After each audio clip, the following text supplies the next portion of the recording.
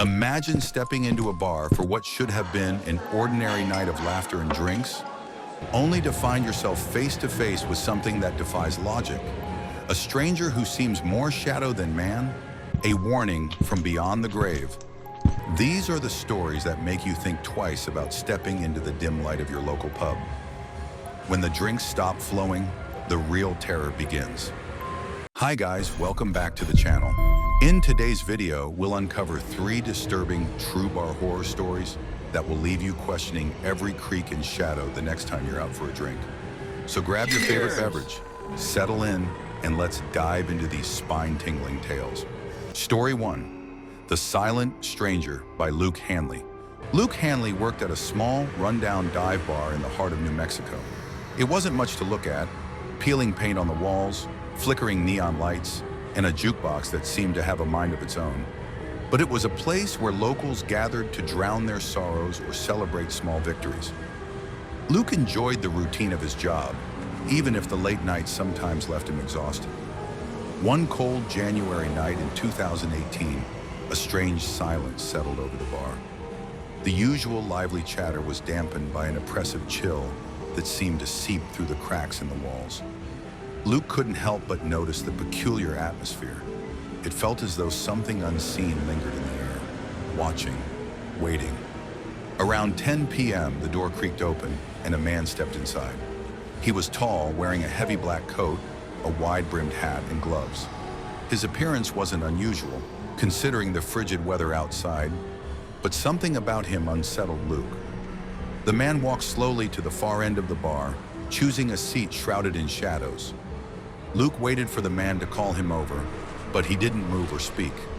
Hours passed, and the man remained completely still, his face obscured by the brim of his hat. Luke busied himself with other patrons, but his gaze kept drifting back to the silent stranger. He didn't order a drink or engage with anyone. He just sat there, unmoving. As midnight approached, the bar emptied out, leaving only Luke and the stranger. Unable to ignore the unsettling presence any longer, Luke mustered the courage to approach him. "Hey, can I get you something?" he asked, his voice steady despite the unease twisting in his gut. The man slowly lifted his head, and Luke's breath caught in his throat. The man's eyes were pitch black, completely devoid of whites or irises. They weren't just dark, they were empty, as though they were portals to an endless void. Luke felt a shiver run down his spine, but he forced himself to stand his ground. After what felt like an eternity, the man finally spoke. His voice was raspy, like dry leaves scraping against pavement. "A glass of water," he said. Luke's hands trembled as he poured the drink, the sound of the water filling the glass louder than it should have been in the eerie silence. He placed the glass in front of the man, who raised it slowly. That's when Luke noticed something even more unsettling. When the man lifted the glass, his gloves didn't bend or crease. It was as if his hands weren't inside them at all. A wave of nausea washed over Luke, and he took a step back. "Is there anything else I can get you?" he asked, his voice barely above a whisper. The man didn't respond. He set the glass down, untouched, and turned his gaze back to the wall behind the bar. The air around him felt heavier, colder, as if it was being sucked into a black hole. Luke excused himself and hurried to the back room, his heart pounding in his chest. He needed a moment to collect himself, to shake off the growing dread that threatened to overwhelm him. But when he returned a minute later, the man was gone. The glass of water remained exactly where Luke had left it, completely full. The seat where the man had been sitting was ice cold, and a faint scent of sulfur lingered in the air. Over the next few weeks, strange things began to happen during Luke's shifts. Glasses would shatter spontaneously, even when no one was near them. Whispers seemed to come from the corners of the room, faint and unintelligible. The lights flickered more often than usual, casting strange shadows that seemed to move on their own. Luke never saw the silent stranger again, but he couldn't shake the feeling that he was still there, lurking just out of sight. Every so often, when he worked a late shift, he'd feel the weight of those eyes on him, watching from the shadows. The bar, once a place of routine and comfort, had become a place of unease and fear. To this day, Luke doesn't know who or what that man was. But one thing is certain, that encounter changed the way he viewed the world.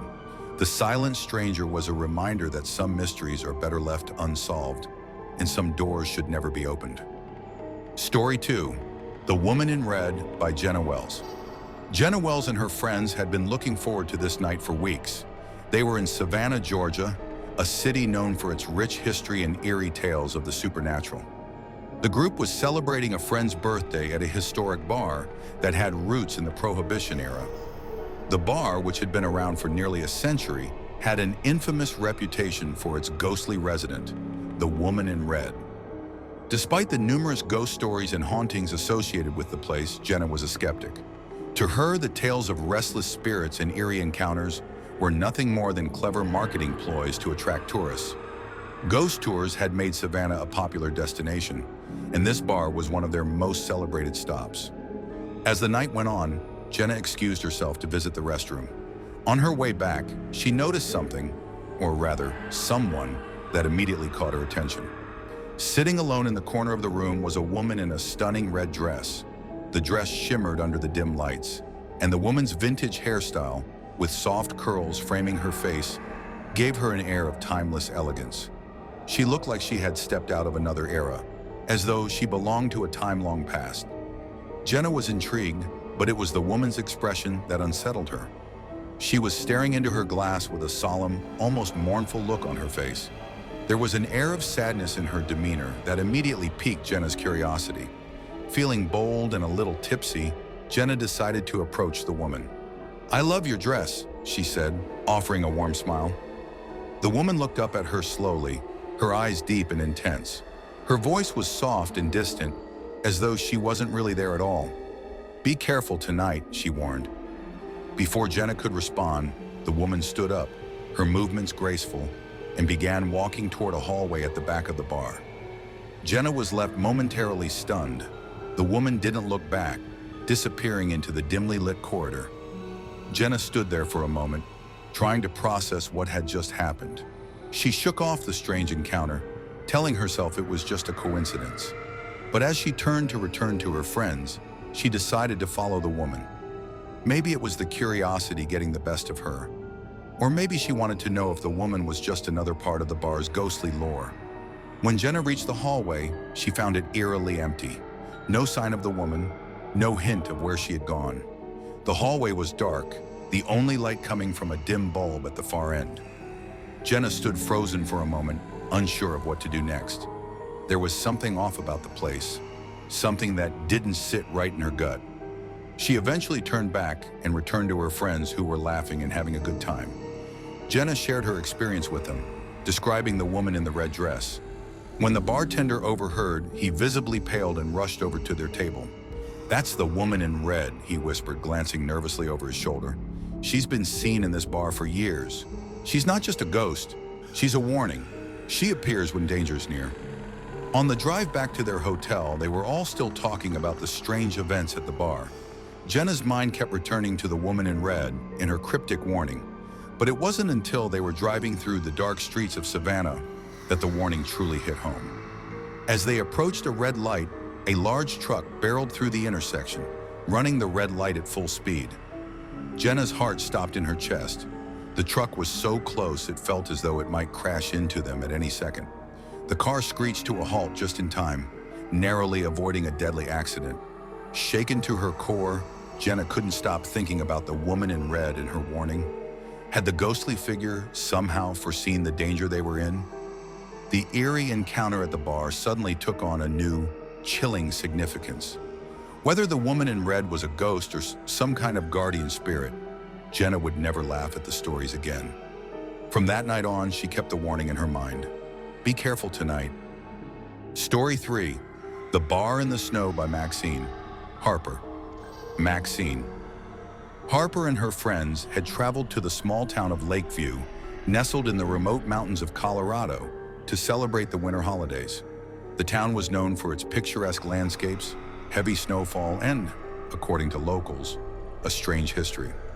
One of the most talked about places in town was a remote bar called the Snowbound Tavern, a place hidden away from the hustle and bustle of the world. Only the brave, or perhaps the curious, ventured up the steep mountain road to visit it. Maxine and her friends were up for the adventure. They'd heard rumors about the tavern being haunted by a shadowy figure. But Maxine, ever the skeptic, thought it was just another tall tale. They had arrived at the tavern after a long drive, with snow gently falling around them, and the only sound being the crunch of snow beneath their boots. The tavern, a log cabin structure, stood alone against the vast white landscape, its windows glowing warmly in the cold night. Upon entering, they were greeted by the bartender, who was surprisingly friendly for such a remote place. The inside of the tavern was warm and rustic, with a crackling fire in the hearth and wooden beams overhead. The air smelled of pine and wood smoke, and the bar was filled with a handful of patrons who were deep in conversation, laughing and sharing drinks. Maxine and her friends settled at a corner table, enjoying the cozy atmosphere and swapping stories. It felt like the perfect winter retreat. But as the night wore on, Maxine couldn't help but feel like something was off. It was subtle at first, a cold draft every time she turned a corner, a slight feeling of being watched. She brushed it off as nothing more than the drafty old building. Then around midnight, things took a strange turn. Maxine and her friends had gone up to the bar for another round of drinks when she noticed something strange in the corner of her eye. A man standing near the jukebox was staring intently at her. His face was shadowed, and his figure seemed almost indistinct, like a blur of movement against the dim lights. She quickly turned away, but when she looked back, he was still there, watching her. His presence sent an uncomfortable chill down her spine, and the air around her seemed to grow colder. Around 1 a.m., Maxine decided to take a walk outside to clear her head. The snowfall had intensified, and the quiet of the night seemed to envelope her as she stepped out into the cold air. The stillness was eerie, the only sound being the crunch of her boots on the snow. She walked a short distance from the tavern, just far enough to escape the noise of the revelers inside. That's when she heard it, a voice, faint and distant, calling her name. "Maxine!" Maxine froze. It was as if the voice had come from the wind itself, but it was unmistakable. The hairs on the back of her neck stood up. She spun around, but there was no one in sight. The snow had covered any tracks she might have left behind, and the area around the tavern was empty. Her heart raced as she slowly turned back toward the tavern. As she walked back, the voice came again. This time, it was louder, closer. "Maxine!" It was a low, raspy whisper that seemed to come from all directions at once. When she returned to the tavern, she was visibly shaken. Her friends, noticing her pale face, asked what was wrong. Maxine explained what had happened, but they didn't seem to take her seriously. One of them laughed it off as a trick of the wind, but Maxine knew what she had heard. There was no mistaking it. Maxine didn't know what to make of the bartender's strange warning, but by the time she and her friends left the tavern, the snowfall was heavier, and the road back down the mountain was treacherous. As they drove away, Maxine couldn't shake the feeling that they were being watched from the tavern's distant windows, or worse, that something was waiting for them in the storm. The next morning, after returning to their hotel, Maxine did a quick search about the snowbound tavern. What she discovered made her blood run cold.